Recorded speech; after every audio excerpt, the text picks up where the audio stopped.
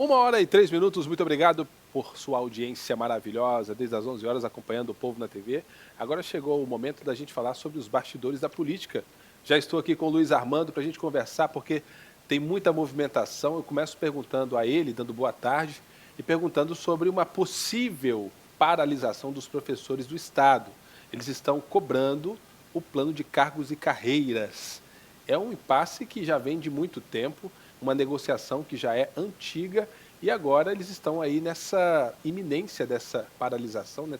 Talvez pode se transformar também em uma greve já de cara, a gente não sabe.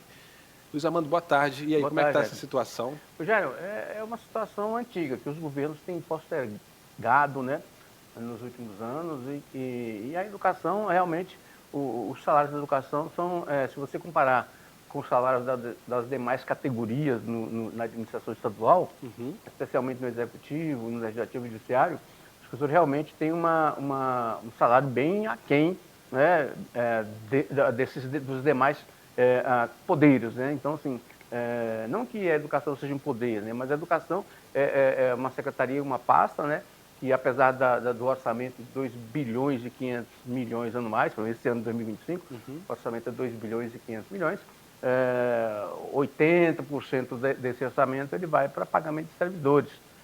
Só que o Estado tem 561 escolas, né, 8 mil e tantos professores, então esse dinheiro se dilui, e aí os professores ficam com um salário menor. O professor hoje, apesar do Tocantins pagar acima do piso nacional, né, os professores no Tocantins têm uma média de 6 mil de salários, realmente ainda é muito pouco se você comparar com as demais carreiras do Estado. Por exemplo, um motorista aí do Tribunal de Justiça ganha 15, 16 mil reais. Então, assim, é necessário realmente haver uma equalização desses salários, né? O problema aí é prioridade, né, do poder público, né, mudar as prioridades do poder público, e a questão também, no caso desse ano, é questão de orçamento e de financeiro, né? O governo não tem orçamento para implementar esse plano de cargos e salários dos servidores da educação este ano, e também não tem financeiro.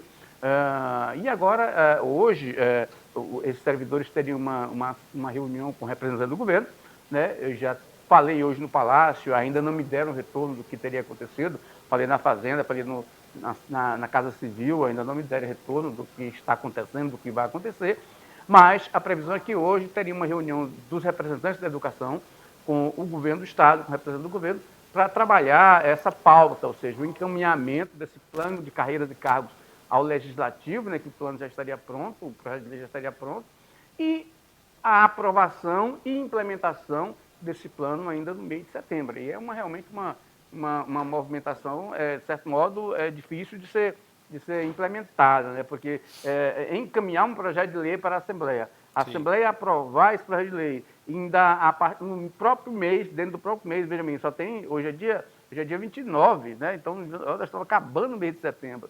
Então não há como ter essa implementação a partir de setembro, né? E além do mais, não tem financeiro, né? Nem tem orçamento, né? Ou seja, o governo, essa despesa adicional, ela não está prevista na lei orçamentária anual do Poder Executivo. Então não tem como o governo implementar isso agora em setembro, né? Se fosse aprovado em setembro, amanhã já é 30 de setembro, né? E não tem financeiro também, como a gente já falou aqui, o governo fechou o segundo quadrimestre insolvente, ou seja, com mais obrigações financeiras do que receitas, a gente já falou isso aqui. Então não há como o governo atender a priori essa reivindicação dos professores. E eles prometem, ameaçam fazer uma greve a partir de quarta-feira desta semana, se essas reivindicações não forem atendidas pelo Poder Executivo. Então é uma pressão, os professores estão estabelecendo essa pressão ao governo. Assim, a pressão é legítima, claro, ou seja, os governos têm postergado essa decisão sobre os PCCE, né? Mas, assim, no momento, por essas circunstâncias das contas municipais e até pelo calendário, fica um pouco difícil o governo entender. E aí começa a aparecer apenas uma luta política, né? Ou seja, os professores, né, que são aí 6 mil, seriam 8 mil no Estado, né? Estariam aí sendo utilizados nessa luta política aí, porque o ano que vem tem eleição, né? O ano que vem tem eleição, então, e o sindicato, como todo mundo sabe, majoritariamente comandado pelo PT, né? Pelo Partido dos Trabalhadores. Então a gente sabe que tem essa luta política. Mas isso não deslegitima a reivindicação dos professores de ter um salário melhor, um PCCR. O que está faltando aí é a acomodação política do governo para atendê-los, né, e fazer um planejamento diferente do que o governo tem feito até agora, só empurrando os professores com a barriga. Muito bem, a gente vai continuar acompanhando para saber, né, se realmente vai ter um acordo.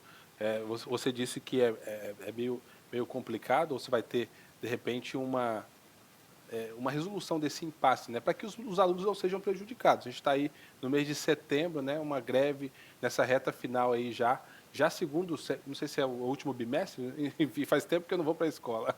Mas é a metade do metade, segundo né? semestre, né? É. E tem aquela questão muitos alunos aí vão prestar o Enem, vão prestar vestibulares, né? E aí, na ocorrência de uma paralisação, o calendário escolar pode entrar para o mês de janeiro, e aí o estudante aí que participar do Enem e dos vestibulares ficará certamente prejudicado, né? Vai ter que ir atrás de alguma coisa para tentar contornar essa questão, porque as matrículas, você não pode matricular na universidade, por exemplo, sem ter o certificado do segundo grau do ensino médio, né, completo, né? E se eles não terminarem o ensino médio esse ano, eles vão ficar sem certificado esse ano, né? Meu Deus, isso é muito ruim. Grave. Grave. Eu mesmo, como aluno, na época que eu fiz o ensino médio lá no Maranhão, início dos anos, por volta de 2005, 2006, tinha um impasse muito grande com o governo do Maranhão e também com os professores, os sindicatos. Eu mesmo, segundo e terceiro ano, realmente eu quase não tive aula, né? Realmente não sei nem como vai conseguir passar. Eu acho que foi mesmo, foi feita uma manobra ali, porque muitos alunos daquela época foram prejudicados. Isso é ruim, porque depois você tem que fazer vestibular. Vim para cá fazer vestibular, tem que fazer Enem, então acaba prejudicando muito o ensino, principalmente de quem é de classe média, classe baixa, né, aqui nesse país. Tem outro assunto também sobre a situação do deputado Ricardo Aires, eu até estava vendo no seu blog, esse desmembramento, já teve um segundo voto, né, para que isso seja desmembrado para o STF? Exato, sim. Ele está sendo julgado o processo a reclamação que foi interposta pela mesa diretora da Câmara dos Deputados em favor do Ricardo Aires, ela está tramitando ali na primeira turma do Supremo Tribunal Federal. São 5 ministros, né? Então, o julgamento virtual começou na última segunda-feira. O que quer a mesa diretora? A mesa diretora quer que as investigações do STJ e aquelas ações de busca e apreensão que ocorreram no gabinete do deputado Ricardo Aires e no seu apartamento de Brasília, que eles sejam anulados, porque a competência para julgar e processar deputado federal é do STF. Exatamente, a Constituição determina que a competência para processar e julgar integrantes da Câmara dos Deputados e do Senado, né, do Congresso, ela é do STF. Só que o relator desse pedido liminar, o ministro Flávio Dino, da primeira turma, ele aqueceu da importância da discussão sobre isso, mas sinalizou na cautelar que isso não significaria a eliminação, a anulação das investigações que foram feitas pela Polícia Federal com autorização do STJ, né? Porque a discussão é se a competência seria do STJ ou do STF. Então, o Flávio Dino fez um parecer em que ele disse que realmente é possível discussão sobre o fórum competente, por causa dessa questão da Constituição, mas que isso não significaria a anulação das investigações que foram feitas pela Polícia Federal, né, que resultaram lá naquela decisão do ministro do STJ de busca e apreensão. Então, esse processo começou a ser julgado, essa cautelar começou a ser julgada na sexta-feira e já tem 2 votos ali no julgamento virtual do STF, um do ministro Alexandre de Moraes e outro do ministro Flávio Dino, que é o relator. Então, a inclinação é que os 5 ministros confirmem esse relatório do Flávio Dino para que o julgamento de Ricardo Aires seja feito pelo STF, mas sem a anulação das investigações, ou seja, aí vai desmembrar, vai puxar a parte que toca a Ricardo Aires, que está lá no STJ, pegar essa parte aqui e levar aqui para o STF, dar continuidade. Então, esse é o teor, no popular, o teor do relatório do Flávio Dino, né? Mas a defesa do Ricardo Aires sugere que essas investigações, porque foram feitas pelo STJ, não pelo STF, pela Polícia Federal, sob o comando do STJ e não do STF, que essas investigações pudessem ser anuladas. O entendimento do Fábio é que se abra um novo inquérito lá no STF, daí o desmembramento, né? Desmembramento desse inquérito que está no STJ, com a parte que diz respeito a Ricardo Aires, ele ser levado adiante pelo STF, deixando no mesmo ponto a parte que diz respeito a Vanderlei Barbosa, porque é a mesma operação, né? O Vanderlei, pela Constituição, tem foro no STJ, então a situação de Vanderlei Barbosa continua lá no STJ. Só a situação de Ricardo Aires é que passaria para o STF, e aí pegaria a parte as investigações sobre Ricardo Aires, levariam lá para o STF. Entendi. Muito bem, então, vamos seguindo, acompanhando esse caso também. Bom, a gente falou na semana passada sobre as diárias, né, do Tribunal de Contas do Estado, e você, no seu blog, também trouxe um outro número, né? Inclusive, você fez um comparativo. Olha, para um não ficar atrás, é do Tribunal de Contas, do TJ, na verdade. Pois né? É uma Tribunal farra esse negócio de diária, né, Jair? É uma farra, né? O que eu entendo é o seguinte, antes de colocar uma coisa, as diárias não são ilegais. Sim. Elas são legais. Elas se tornam imorais em função da condição econômica da população do Estado, né? Ou seja, e dos salários pagos, né, no Estado. Nós temos aí 15, 40 mil pessoas que vivem, segundo o cadastro do governo federal, na pobreza no Estado, né? 15, 40 mil pessoas. Então, e aí, depois daquelas diárias do TCE que a gente falou aqui na sexta-feira, no sábado já apareceram diárias no Tribunal de Justiça do Estado, de desembargadores, 2 desembargadores, que vão passar 15 dias na China, agora no mês de outubro. Cada um vai ter uma diária de R$78 mil por 2 semanas, né? O Jairo, o desembargador do tribunal, ele já recebe acima de R$100 mil, juntando as indenizações e o subsídio, né? Então, R$78 mil. Então, são 3 funcionários que vão, 2 desembargadores e uma assessora. Para um seminário lá em Pequim, em Xangai, eles não demonstraram até agora qual a necessidade disso, desse custo, né? Quando nós temos uma pobreza no Estado, né? Só esses 3 vão gastar em 15 dias R$260 mil, né?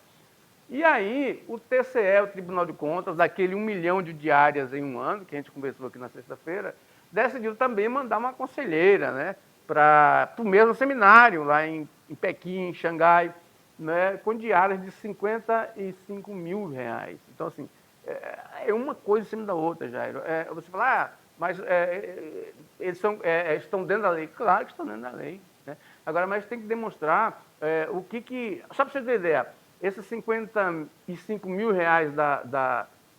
dessa conselheira, por exemplo, para uma viagem, essa conselheira ela recebeu de setembro de 2024 a setembro de 2025 92 mil de diárias no TCE. Ou seja, em um ano ela recebeu 92 mil de diárias no TCE. Já é um número grande, né? Isso. E agora ela vai receber por 2 semanas 55 mil reais de diárias. Nossa. Então, a população tem que ser levada a discutir isso. Ninguém está querendo assim, depreciar a atividade do TCE ou do Tribunal de Justiça.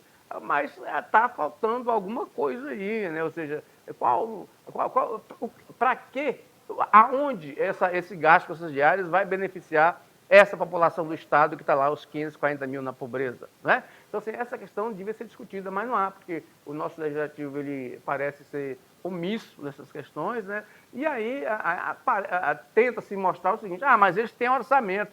Ora, tem orçamento, todos os poderes têm orçamento, mas o dinheiro do orçamento dos poderes ele vem do mesmo bolso, né?